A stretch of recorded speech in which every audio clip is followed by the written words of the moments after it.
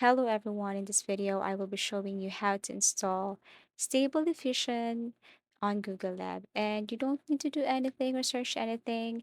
The URL or the link will be posted or will be included in the description down below. Okay, so this is what it looks like, and what you want to do is to simply follow or run this one by one.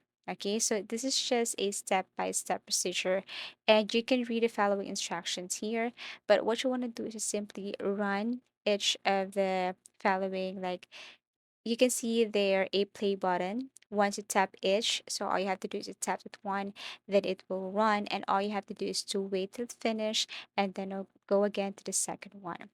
Now, when everything is finished, when you run all of this, you will see a link, or you can see here running on public URL with a link, a blue link to be exact.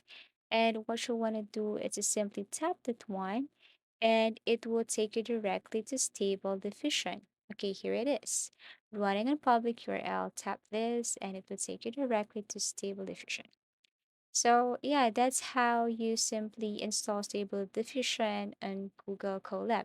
Now, how to use this one? What you want to do is just simply enter a positive and negative prompt. And aside from that, there are options above, extras, PNG info. If you want to import a file and then edit here, edit that image under Stable Diffusion, then you can do that also.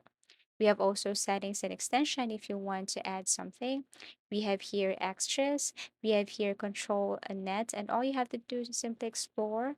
You can just simply generate images and edit images under Stable Diffusion. So if you have found this video helpful, please leave a like and subscribe to our channel. Thank you for watching, and see you in our next tutorials.